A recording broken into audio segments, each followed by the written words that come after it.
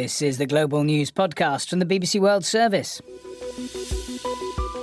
Hello, I'm Oliver Conway. This edition is published in the early hours of Thursday, the 13th of August. A Russian Nobel Peace Prize winner tells the BBC President Putin will never win the war in Ukraine. Caroline Levitt steps down as White House press secretary. And it's gone. We are in darkness. It was really amazing. It went too quickly for me. It was surreal, something out-of-body experience. It's definitely something I'm going to remember for the rest of my life. Millions across Europe enjoy a solar eclipse. Also in this podcast, a rule change to stop war-torn countries hosting the Eurovision Song Contest. And how much would you pay to use a public loo?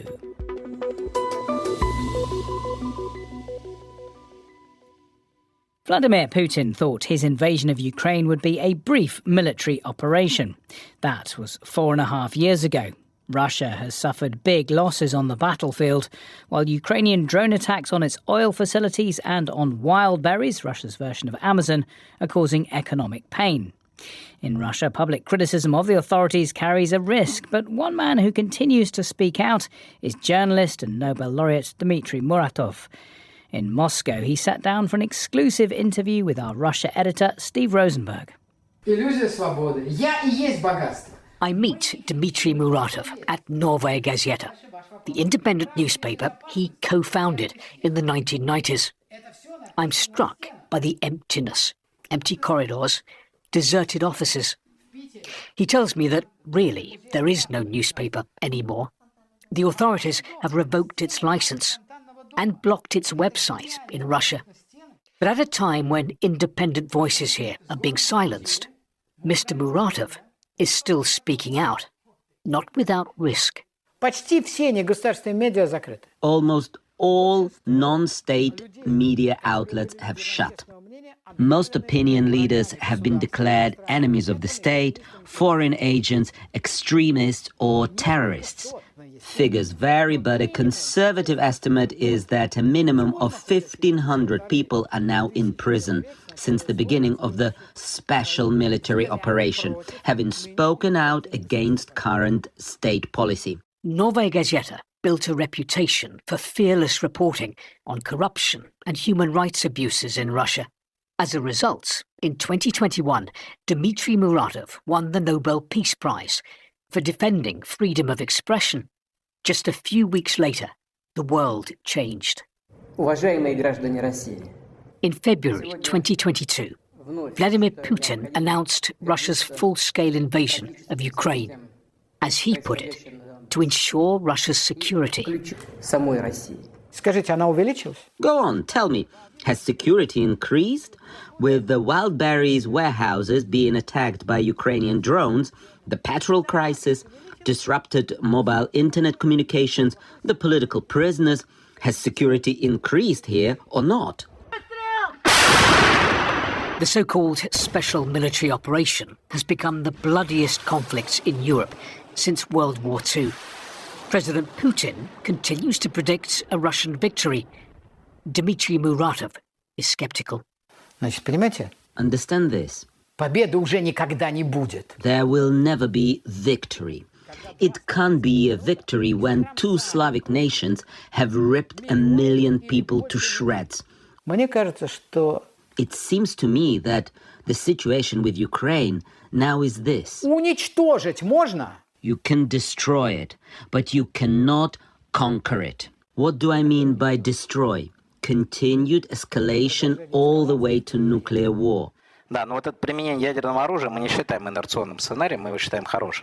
This year, I've heard several Russian commentators championing the idea of a nuclear strike on the West.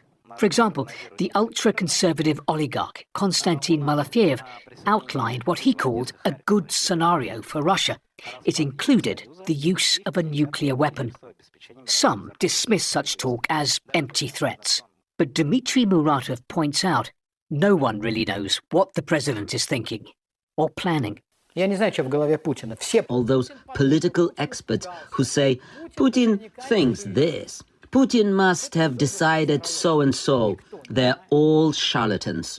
Nobody knows what's going on in Vladimir Putin's head. I see things only as a journalist. I study big data.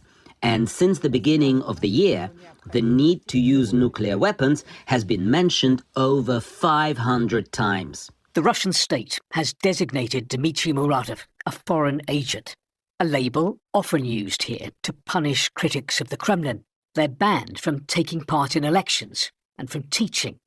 It's also designed to create the sense in society of an enemy within. But Mr. Muratov prefers to focus not on his problems, but on those of his compatriots who are in jail. What worries me most right now is that no one in the world has any interest in the political prisoners who were the first to speak out against the land grab in our neighboring country. From a folder, he takes out a stack of photos of Russians behind bars. There's a journalist, a local councillor, a 70-year-old paediatrician, and a pianist, Pavel Kushner, who was arrested after posting anti-war videos. There's a second photo of the pianist, in a coffin. Pavel Kushner had died in pre-trial detention during a hunger strike. He was 39. I asked Mr. Muratov, the fact that you're a Nobel laureate, does that give you at least some protection to say what you want? This is not a question for me, so please, whenever you have the opportunity, ask the authorities that question. And is there anything, I ask, that helps you through these difficult times? We live in a time where people stay silent, but many people do support what we do. On the streets of Moscow, my colleagues and I hear only words of gratitude. They are spoken in a whisper, but what people think is very important. Shafts of light in an otherwise bleak picture for critics of the Kremlin. Steve Rosenberg reporting from Moscow. And if you want to see his interview with Dmitry Muratov, go to the BBC News YouTube channel. Meanwhile, Ukraine has reportedly agreed to halt drone strikes on oil tankers using one Russian Black Sea port after a request from the US Vice President J.D. Vance. The Trump administration is said to be concerned about the high price of oil and about American oil companies that have invested vast amounts of money in the Caspian Pipeline Consortium terminal in Novorossiysk. Christopher Miller from the Financial Times has the story. I spoke with several senior Ukrainian officials, and my FT colleagues spoke with U.S. officials who all told us that on a phone call on July 31st, J.D. Vance requested to Volodymyr Zelensky, the Ukrainian president, that the president ask his Ukrainian drone forces to stop striking the Caspian Pipeline Consortium terminal in the Russian port of Novorossiysk, a terminal that carries crude piped from Kazakhstan to the Black Sea ports there. And this phone call took place just 3 days after Zelensky had visited the White House, where he met Donald Trump in the Oval Office, and they spoke about ways to try to bring the war to an end. And Zelensky asked for greater support in terms of American military assistance. But it's not the first time that the Americans have made this request. Earlier this year, they told the then Ukrainian ambassador to Washington, Olga Stefanishina, that they wanted the Ukrainians to stop striking the CPC terminal in Novorossiysk. And she received a formal warning from the U.S. State Department, which she passed on to Kiev. But it's really come to a head, several months after the U.S.'s war with Iran, because the Strait of Hormuz, that's closed, had a big impact on oil prices around the world. Well, now you've got this other pipeline that's being attacked as part of the Russian-Ukrainian war. And so the Americans are interested in seeing the price of oil drop and to see more oil on the global market. And so they've been asking the Ukrainians now for a while to stop it. And there's one other reason why they've done so more insistently recently, and that is because the American companies Chevron and ExxonMobil also have stakes in this pipeline. Christopher Miller from the Financial Times. She is the youngest ever White House press secretary, but after 18 months in the job, 28-year-old Caroline Leavitt is stepping down. President Trump said she would leave at the end of the month to spend more time with her, quote, beautiful young children and family. Ms. Leavitt recently had a second child with her 60-year-old husband, Nicholas Riccio, and returned to work from maternity leave last month. During her time as press secretary, she earned a reputation as a fierce defender of the president's policies and actions. It's only because of the United States of America that the French are not speaking German right now. All Americans would agree that funding mastectomies in Mozambique is not something that the American people should be funding. Canada has been ripping off the United States of America and hardworking Americans for decades. It is a fact that the body of water off the coast of Louisiana is called the Gulf of America, and I'm not sure why news outlets don't want to call it that, but that is what it is. I heard more about why Caroline Leavitt is leaving from Tom Bateman in Washington. She says that simply she didn't feel like she could be the best mum possible to her children given the demands of the job in the White House, and that is why she is departing for family reasons, a message that was echoed by Donald Trump when he paid tribute to her in a social media post as well. And they have said that she will remain in an outside advisor role to the president. Yeah, I mean, she's been a powerful advocate of Donald Trump's policies despite her young age. Very much so. But certainly she's had a very combative style on the podium. I think somebody who is seen to, at that very young age, in her late 20s, of being able to articulate, almost to sort of second guess what Mr. Trump might say about any given issue. And she has not refrained from holding back to lash out at reporters that the White House has an ideological problem with. And even in the leaving note, she says, I've relished holding the liberal media accountable. In this, what has become really a feature of this administration, the way they have tried to turn the tables of accountability, suggesting that it's the role of the White House and the US government to hold the media to account. Will you and your fellow journalists in the Washington press pack, will you miss her? Well, you know, it's a professional relationship, and the role of the White House press secretary is to be a first point of contact as well as a gatekeeper in that sense to the president. But certainly, in my experience, you're talking about somebody that has acted behind the scenes, with real professionalism. For example, on Air Force One trips, somebody that has, given there has been this very fractured and tense relationship between the media and the White House itself, I think it is certainly possible to have press secretaries that would be harder to deal with. On the other hand, one incident comes to mind where a reporter was really angrily attacked by Caroline Leavitt because she didn't like the nature of the question in the briefing room. And that has been a feature, I think, that certainly many who study the relationship between the press and elected politicians in the US have been quite aghast at. Also, given that Mr. Trump himself has angrily abused verbally reporters, particularly women. And so we've sort of seen that part of this relationship as well, which has been really quite concerning, I think, for those that believe in the freedom of the press.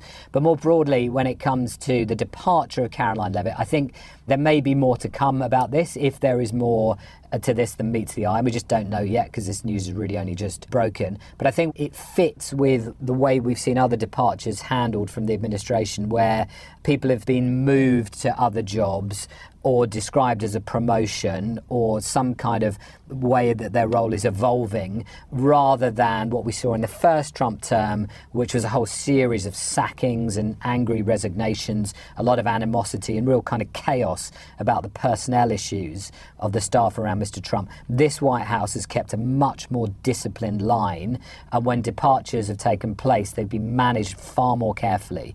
Tom Bateman in Washington. It was billed as the most significant solar eclipse in Europe for almost 3 decades, and by all accounts, it didn't disappoint. Millions of people from Iceland and Greenland to northern Portugal and Spain witness what's called totality, when the sun is completely blocked by the moon.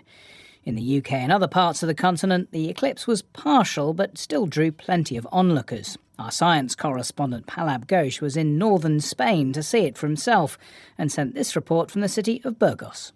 Those lucky enough to watch the total eclipse saw all they could have hoped for, and more. The last sliver of sunlight disappeared as the moon covered the sun's bright disk, A flash, a diamond ring in the sky, and then totality. The sun's shimmering atmosphere, normally hidden, but now, for a minute and 3/4, revealed in all its glory. We could see bright red triangles at the edges. These were nuclear explosions many times the size of the Earth. Oh my goodness! I have literally got goosebumps. It's not just from the cold, it's about the spectacle that I've just witnessed. This reminds us of what it is to be human, that we are a small planet in a vast cosmos, and we're seeing the sun in its beautiful hidden form. Amazing. On the ground, there was awe and sheer delight from those who witnessed the sight. It is going, and it is going, and it's gone. We are in darkness. Can't believe this. Oh my goodness, I've taken my glasses off and it is absolutely unbelievable. The way the light was changing within a few seconds, so really exciting. It was really, really amazing. It went too quickly for me, but the moment when the moon went over the sun was incredible. It was surreal. It just feels like you're in a movie. Everything stands still, like it was really quiet. And it just felt like, I don't know, something out-of-body experience. It really took my breath away. You feel emotional as well. You know, it just doesn't feel real at all. And it's definitely something I'm going to remember for the rest of my life. 2 people were crying around us, so yeah, it was special. It ended as it began. A diamond ring, a flash, and then the moon and the sun went their separate ways, leaving those who saw this spectacular cosmic show with an unforgettable experience. Balab Ghosh. And still to come on this podcast. At first it was just for fun, it was really a joke among friends. Then little by little I started adding a tape measure at the front and finding a magnet. The shoes designed specially for playing pétanque.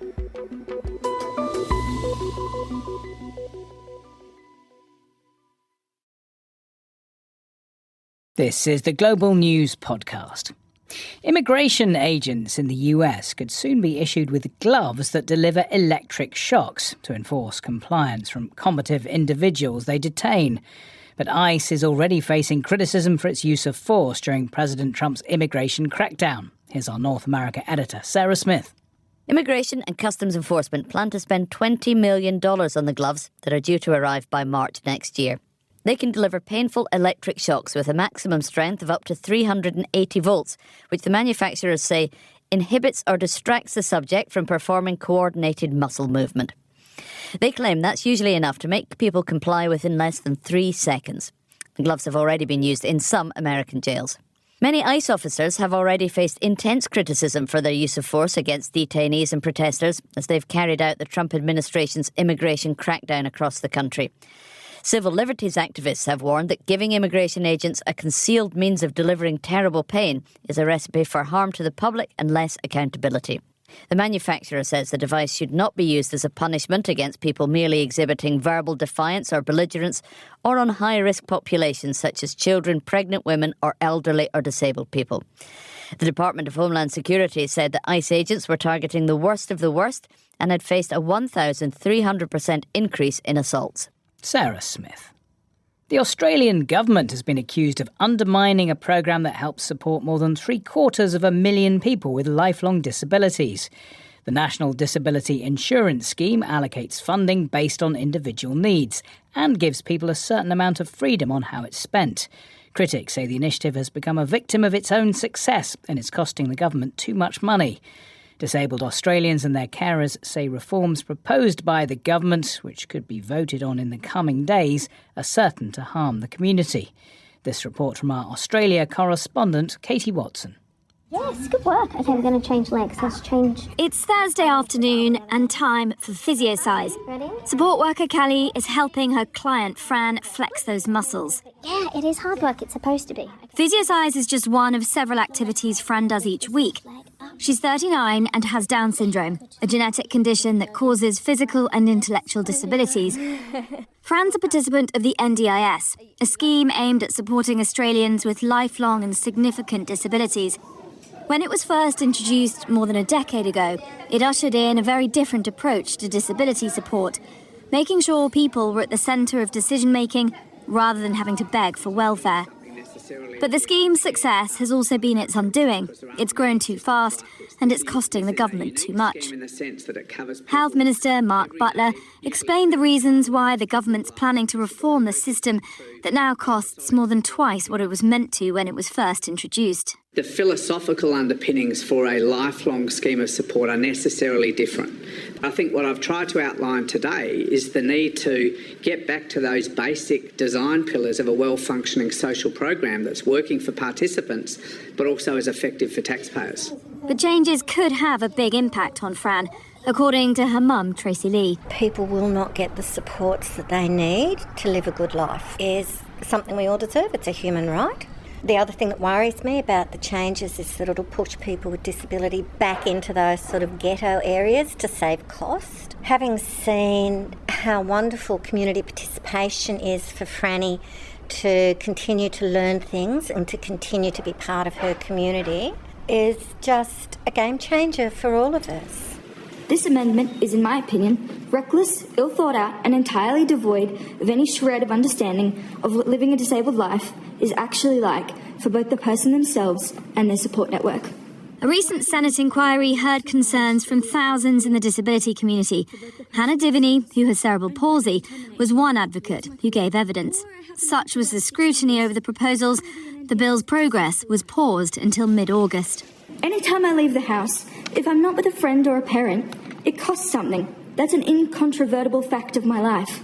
Freedom, ambition, career, a social life, all of the things other people in this room take as a given or as a right even, has a price tag for someone like me. One of the criticisms of the NDIS has been that providers have gamed the system, offering unnecessary and expensive services. Bill Shorten helped set up the NDIS back in 2012 and then oversaw cuts to the scheme 2 years ago after he returned as NDIS Minister.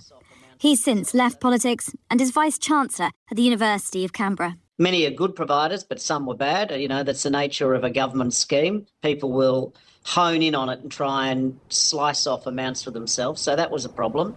But even so, tackling fraud, say experts, won't solve the problem.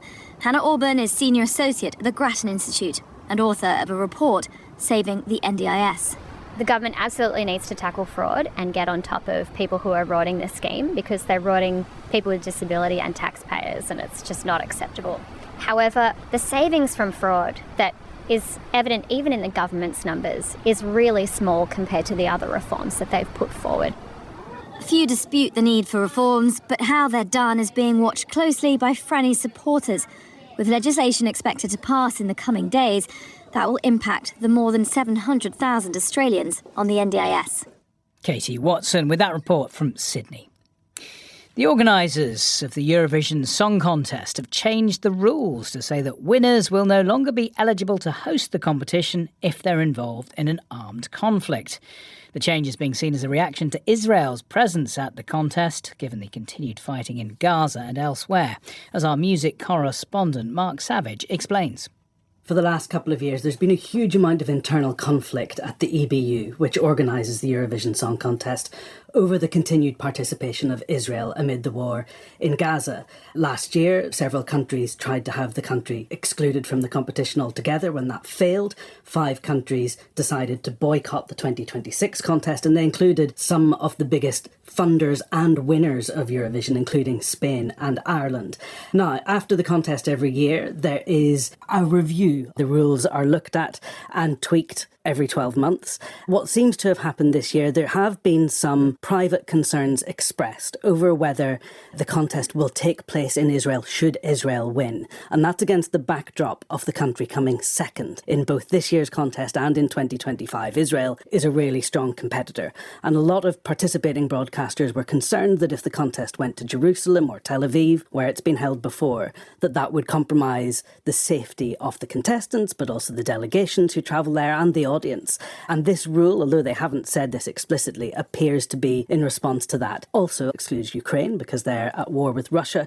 And what will happen in the future is if one of those countries were to win, then another country will step in and host the contest. And a significant change in that instance is that the replacement broadcaster will not be required to stage the event on behalf of the winning country.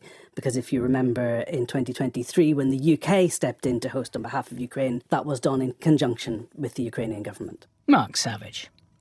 Surge pricing, where people have to pay more for concert or plane tickets when demand is high, already has plenty of critics. But two councils here in England have been thinking about using it for toilets. Dynamic pricing has already been introduced in some pubs and car parks. So could toilets really be next? Raymond Martin is the Managing Director of the British Toilet Association. We've seen the introduction of charging over the last while, and it helps to pay for some of the utilities and some of these facilities to make sure they're available. So charging is something we're starting to come to live with, but we certainly don't see a reason for surge charging or dynamic charging. When more people come into a seaside resort or into a town, whatever, they're going to spend money in the local shops, they're going to spend money in local businesses, and therefore the town's going to thrive. Why would you want to penalise them? We've lost nearly 50% of the toilets across the country over the last while because councils don't have the legal responsibility to provide them or the funding from government. So we're talking to government about getting a duty and a strategy duty and some funding to help councils. But we've seen it across the way where a town or a parish which doesn't have toilets, people will get in their cars but they'll take themselves somewhere else where they don't feel they're being penalised. So why not ensure that the price being charged adequately reflects the cost of upkeeping them, which might be a little bit more, and ensure that those toilets are there for people to use? Well, you're absolutely right. Look, I mean, when the toilets were introduced, it was spend a penny. And it was back in the 1850s, and a penny then would have brought you a loaf of bread. So if we equate that today, we should really be paying £1.50 for the use of public toilet. But the councils have fought, and most people don't want to pay for toilets. The majority of residents say we pay our rates. That money should already be in the council. But the council, not having the legal responsibility, got to spend the money on cleaning streets, emptying the bins, look after parks and cemeteries, schools, roundabouts. And in fact, most of the council budgets are now going on welfare. The councils are really, really strapped. The money has to come from somewhere. It should come from central government. This is about human rights. This is about equality. It's about looking after people with disabilities. It's a matter of refinding the funding rather than causing councils to have to dynamically charge people. Raymond Martin talking to Luke Jones. Pétanque, or boule, is a popular French pastime where players throw steel balls at a wooden ball or jack. It involves bending down to pick the balls up after each round, with the potential of a sore back at the end of it all. But the owner of a shoe shop in Perpignan in the south of France has designed espadrille shoes specifically for pétanque players, and they become a massive hit all over the world. Wendy Urquhart has this report. The game of pétanque dates back to the year 460 BC, when the Greeks got their kicks by throwing stones at a brick on the ground. In later years, it became a firm favourite with French soldiers, and eventually the pétanque tools were refined, with players using lighter, smaller balls that they would fling at a circular piece of wood known as a jack. Now it's part of the rich pageant of French culture. But no matter how many glasses of wine you've had, all that bending down to pick up the steel balls is murder on your back. Olivier Gelly, who founded the Peyote brand, has come up with a solution. He's added a magnet to the side of espadrilles that's strong enough to pick up pétanque balls, which weigh around half a kilo. Olivier says it all started as a joke, but after selling 40,000 pairs worldwide, he's definitely laughing all the way to the bank. At first it was just for fun, it was really a joke among friends. Then little by little I started adding a tape measure at the front, putting the cochonnet or jack on the side and finding a magnet. Gradually we refined the design to make it ready for sale.